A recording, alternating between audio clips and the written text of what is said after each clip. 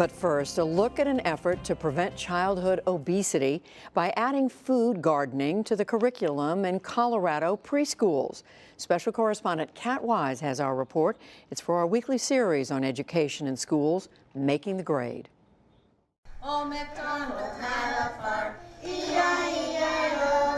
It's an old classroom sing-along with a new twist. McDonald's animals replaced by vegetables. Squash vines here and squash vines there. Can somebody pick that for me? Children in this Pueblo, Colorado preschool are learning the ABCs of locally grown produce. Jalapenos. Jalapenos.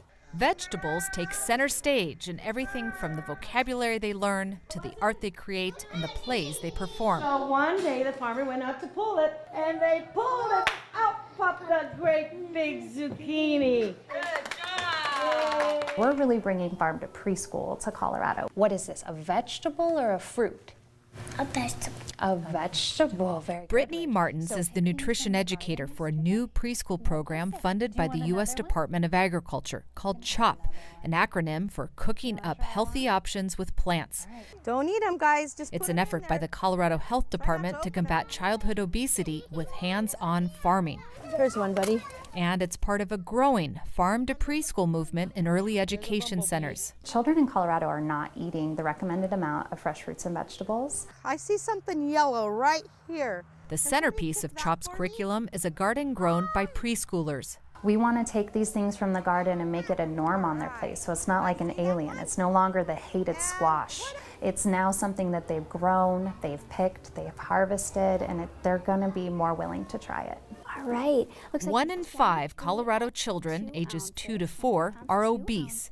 The problem is particularly pronounced in low-income and heavily Hispanic communities, like the neighborhood that surrounds Pueblo's East Side Child Care Center.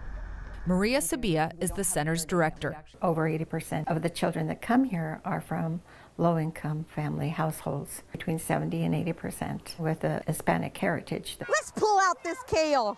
Health officials hope early exposure to vegetables will lead children away from high-calorie processed food linked to obesity. Children of this age are so naturally curious. They're so inquisitive and just really in touch with the world. They love dirt and worms. These children get to have this connection with the earth. They get to put a seed in the dirt and watch it sprout and blossom. And then that blossom turns into a vegetable. So what do we use to cut up our squash? According to the Centers for Disease Control, 40% of obese children remain obese into adolescence, and 75% of adolescents go on to become obese adults, facing increased risk for heart disease and diabetes. For our luncheon tomorrow. Nicole Korse manages the Women, Infants, and Children program known as WIC in Pueblo. The chance of becoming an obese adult substantially increases once you hit the age of 8. But for families that live near Pueblo's Eastside Child Care Center, buying fresh and nutritious food isn't always easy, especially if you don't own a car. The east side in Pueblo is the poorest neighborhood in town. David Hovar from the nonprofit Neighborhood Work Southern Colorado is working to connect Pueblo's Eastside residents with fresh produce after their only grocery store was shuttered more than a year ago. This is the Dollar General. This has kind of become the food source for this area. When you go in, there's it's typical packaged foods. They have refrigerated drinks and shelf stable stuff, but there aren't any fresh fruits or vegetables. The bus system ends at about 5 p.m.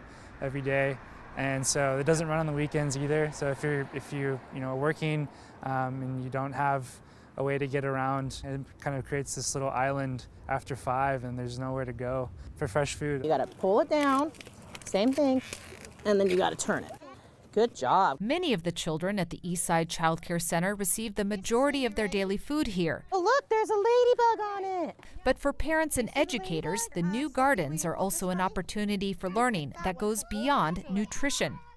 Fawn Montoya says planting has taught her daughter Cecilia new concepts at an early age. I think math is one of the biggest things, right? How far apart the seeds are from each other. How many seeds do you actually put in the ground? How far in the ground? So is it half an inch? Is it a quarter of an inch? And then they're also having the conversations about the science behind it. The concept of the sun is needed to actually grow the plants and the water is needed to grow the plants. Tell your mom and dad or your grandma and grandpa or your aunts and uncles that you used a metate. On this day, Montoya taught children how to grind corn with a stone metate, a process she hopes will connect children to history as well as their own Mexican heritage. I hope when they go home and talk about it that their parents might have seen it before, so it might start a conversation in the home as far as what their family members ate and what their family members grew, a cultural history around food. That's lovely.